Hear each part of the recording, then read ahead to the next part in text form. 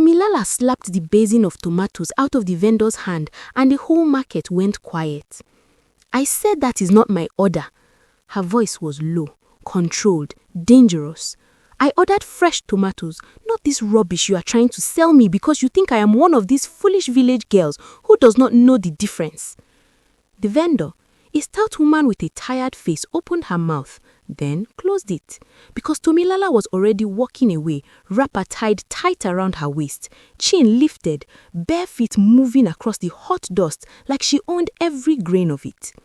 Ngozi ran after her, nearly tripping over a crate of yams. "Tommy, you cannot keep doing that. That woman is somebody's mother." "And I am somebody's daughter," Tommy said without turning back. "She should have thought about that before she tried to cheat me."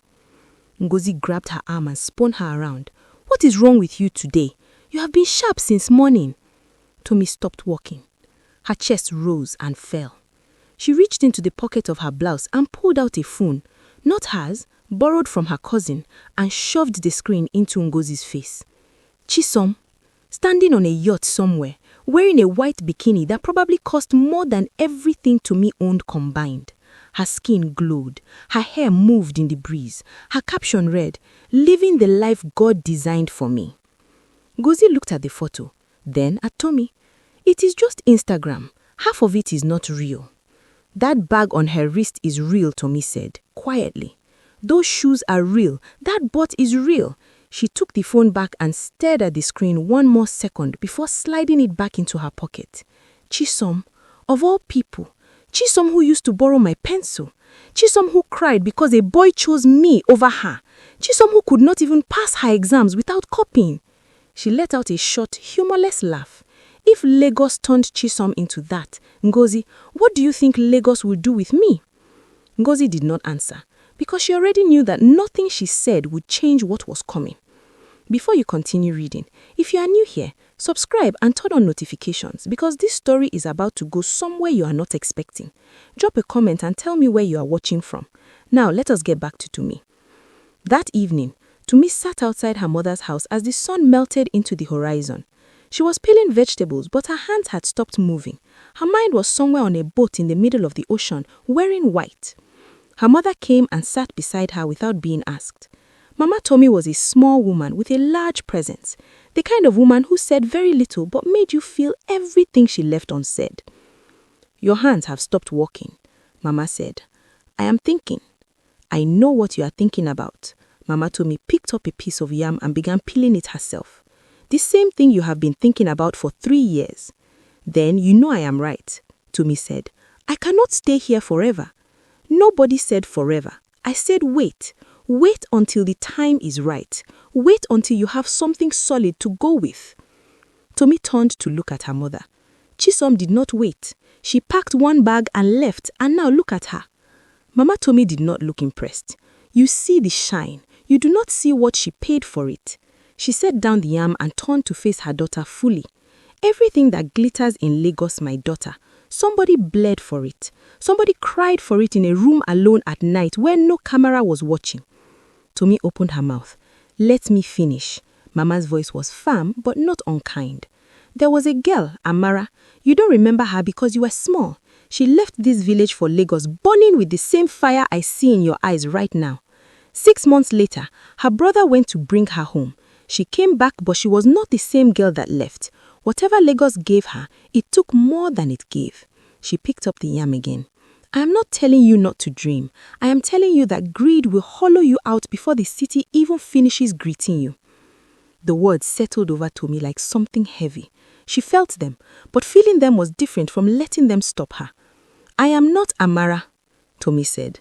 "No," her mother agreed quietly. "You are more stubborn than Amara ever was, which is exactly what worries me." 3 days later, Tomi was at the far edge of the market when she heard the sound, the particular hum of a car that did not belong in their village. Everyone looked. Everyone moved toward the sound the way people move toward something that promises to be interesting. The car was black, the kind of black that did not collect dust the way ordinary things did. It stopped and the door opened and Chisom stepped out. The market went still the way it had when Tomi slapped the tomatoes, but for entirely different reasons. Chisom was not the girl that had left. She was taller somehow, or maybe just straighter. Her skin had a quality to it that made the afternoon light seem personal, like it chose her specifically. Her dress was simple, deliberately simple, the way expensive things pretend not to try. Her nose sat on her face at a different angle than Tomi remembered. Her chin, her cheekbones. Tomi stood very still and catalogued every single thing. Chisom scanned the market and found her almost immediately. Their eyes met across the crowd, and Chisom smiled, a full, real smile, not the performance smile she wore in photos, and started walking towards her. Tomi did not move. "Tomi," she said, when she reached her. She opened her arms. Tomi looked at her for one long second. Then she stepped forward and let herself be hugged. And standing inside that embrace, smelling perfume that cost more than a month of her mother's earnings, Tomi felt something strange move through her chest.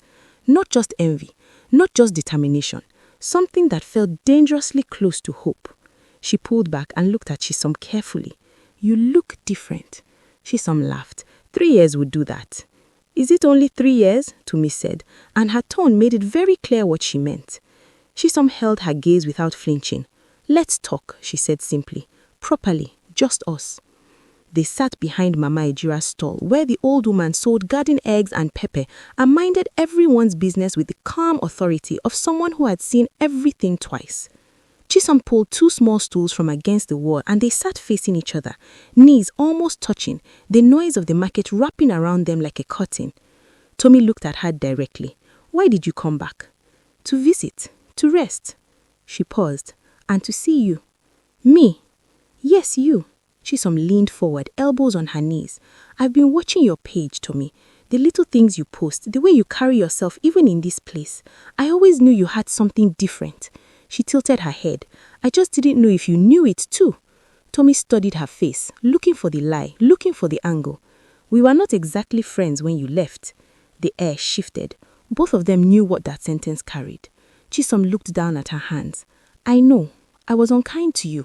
That thing with Emeka, I handled it badly. I was jealous and I was stupid and I took it out on you in ways I am not proud of." She looked up. "I am sorry, Tomi. I mean that." Tomi was quiet for a moment. The market moved around them. A woman shouting about price, a child crying, a radio somewhere playing something scratchy and old.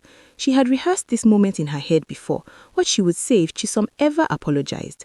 But sitting here now, looking at this woman who had actually come back and said the words, she felt the rehearsed version dissolve. "It hurt me," Tomi said. Her voice came out quieter than she intended. "I know. But I am not the kind of person who carries old wounds into new chapters." Tomi straightened. "So, we move." Chisom exhaled, a real exhale, the kind that had been held for a while. She reached out and grabbed Tomi's hand and squeezed it once. "Thank you." They sat like that for a second.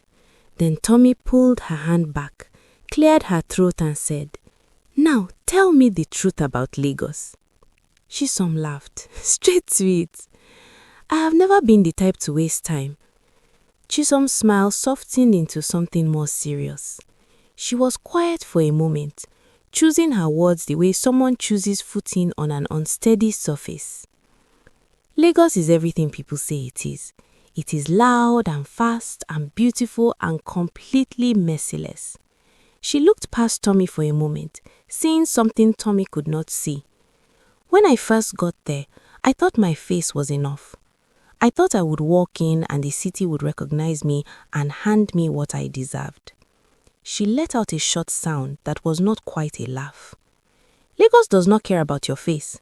Lagos cares about what you do with it, what you are willing to do with it." Tomi listened without blinking. "I worked," Chisom continued. "I cleaned a woman's house for 4 months before she introduced me to someone who changed my life. 4 months, Tomi. Me, on my knees, scrubbing somebody's bathroom floor. I cried every night for the first 2 months."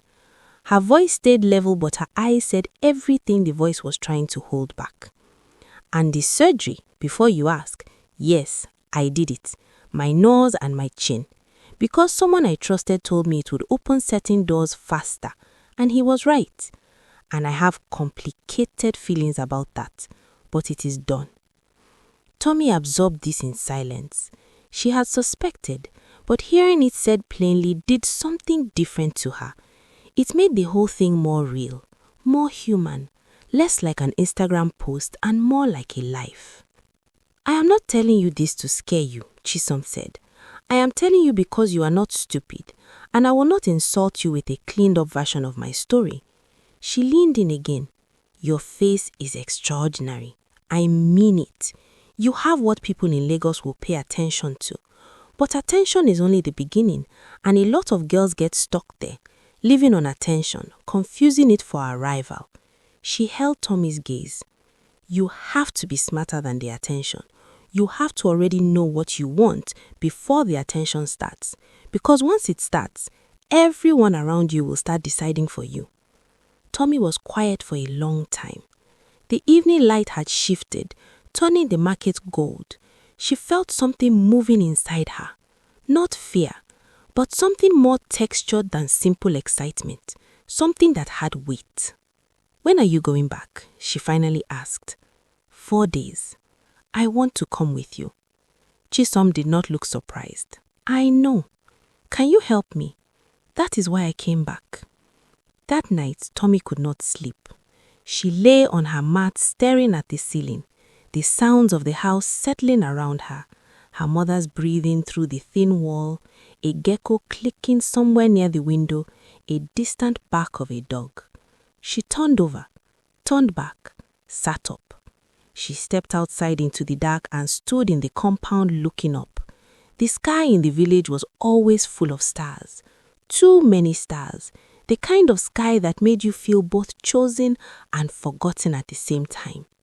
She heard the door behind her and turned. Ngozi was standing there, wrapper pulled tight around her shoulders, face soft with sleep. You two cannot sleep? Tommy asked. I heard you get up. Ngozi came and stood beside her. They were quiet together for a while the way only old friends can be, the silence between them comfortable and full. Then Ngozi said, You have decided? Yes. When? 4 days. Ngozi made a small sound, not a word, just a sound that held everything, worry and love and resignation and something that might have been grief for the version of their life together that was ending. Ngozi, Tommy turned to face her. Say what you are thinking. I am thinking that I am afraid for you. Ngozi's voice was steady, even though her eyes were bright. Not because I think you cannot do it. You are the strongest person I know.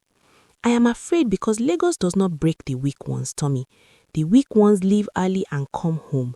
Lagos breaks the strong ones, the ones who think they can outlast it. Tommy listened without blinking.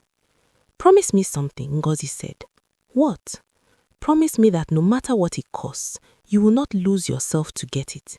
That whatever you become in that city, some part of you remembers who you were before it.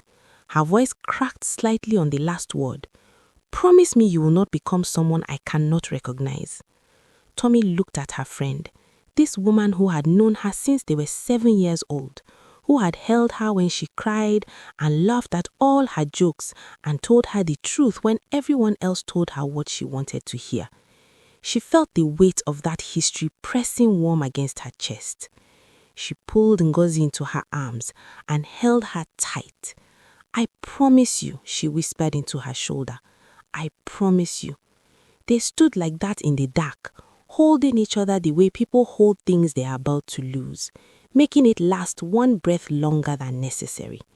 Neither of them said anything else. There was nothing left to say. The next morning, Tommy went to find Chisom at the guest house where she was staying. She knocked and Chisom opened the door still in her silk robe, hair wrapped, face bare, and she looked different without the performance. Younger, more uncertain, more like the girl Tommy had once known. Tommy stepped inside. The room smelled expensive in a way that felt like a preview. I need you to tell me one thing, Tommy said, honestly.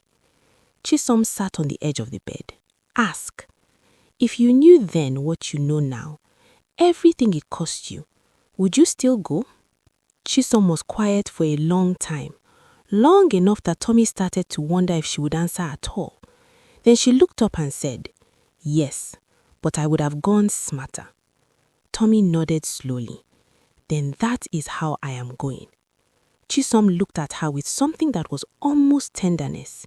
She said, "Come here."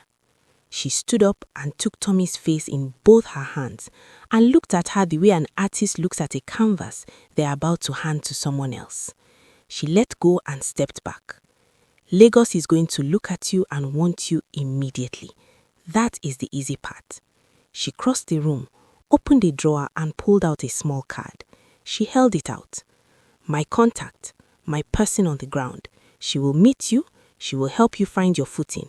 You do not move without talking to her first. Agreed? Tommy took the card, looked at it, looked at Chisom. Agreed. And just like that, with a small white card in her hand and 4 days left in the only life she had ever known, Tomilola's new chapter had already begun. If you are still here, you are exactly the kind of viewer this story was made for. Subscribe if you haven't. Drop a like and tell me in the comments. Do you think Tommy is ready for Lagos, or is she walking into something she cannot handle? The morning Tomilola left, her mother did not cry. That was the thing that broke Tommy the most. She had prepared herself for tears, for pleading, for the kind of emotional send-off that would make living feel dramatic and therefore easier to process. Instead, Mama Tommy woke up before dawn, cooked jollof rice with fried plantain, Tommy's favorite since she was 4 years old, set it on the table without a word, and sat across from her daughter and watched her eat. Tommy ate slowly.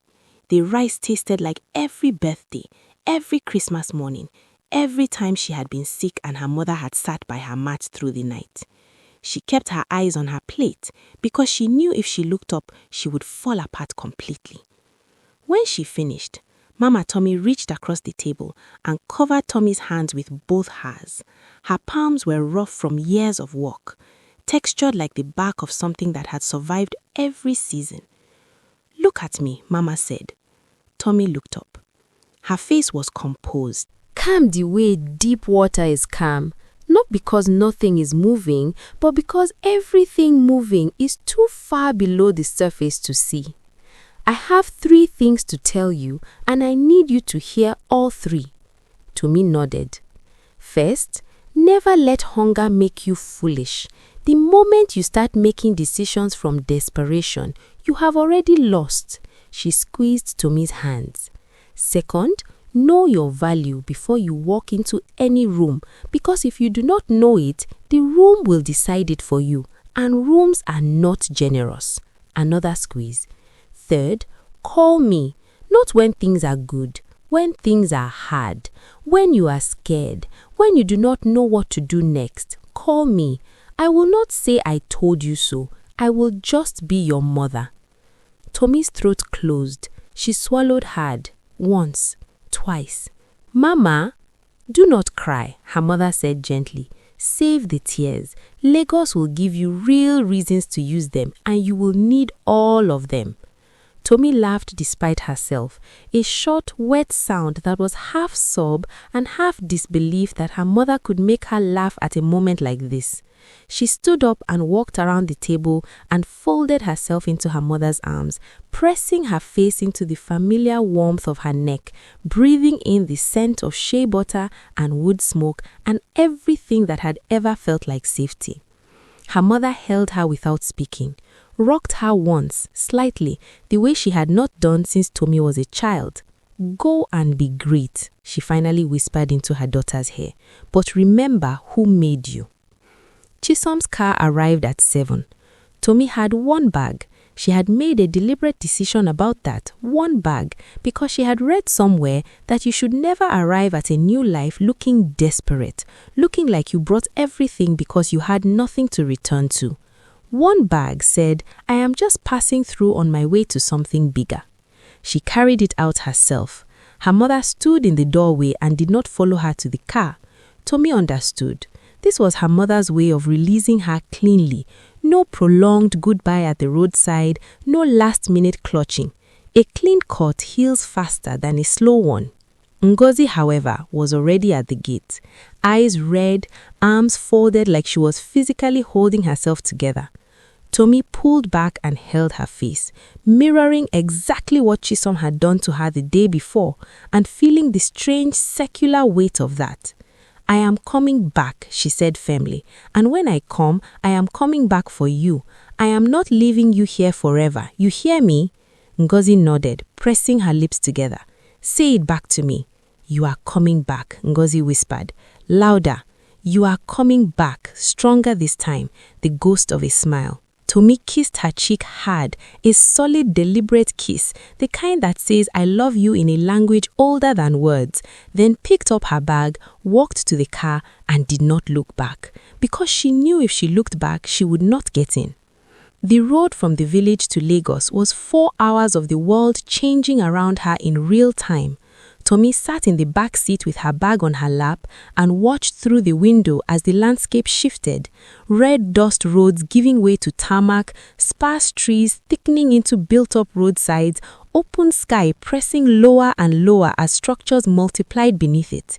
Food vendors became shopping complexes. Narrow paths became 6-lane roads jammed with traffic that moved like a living, breathing, impatient thing. Chisom sat beside her, slipping her phone with practiced calm, occasionally answering calls in the quick-clipped tone of someone who had learned to conduct business in motion. She had slipped back into her Lagos self with an ease that Tomi both admired and studied carefully, like watching someone put on armor. Tomi was quiet the whole drive, not the quiet of someone with nothing to think about, the quiet of someone thinking too many things at once and choosing to let them all run simultaneously rather than chase any single one.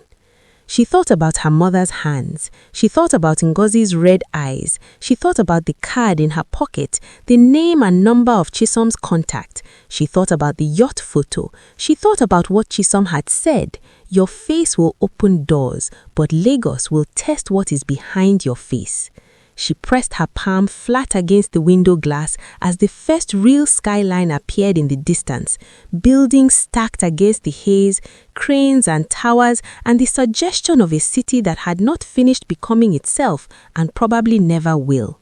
Her heartbeat shifted, something loosened in her chest and tightened in her stomach at the same time.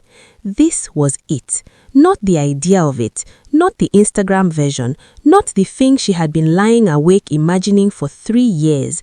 The actual, physical, breathing, chaotic, beautiful, dangerous thing. Chisom glanced at her. "First look at the skyline." "Yes," Tomi said, not moving her eyes from the window. "What does it feel like?" Tomi considered the question honestly. "Like standing at the edge of something very tall," she said, "and not knowing yet if you are going to fly or fall."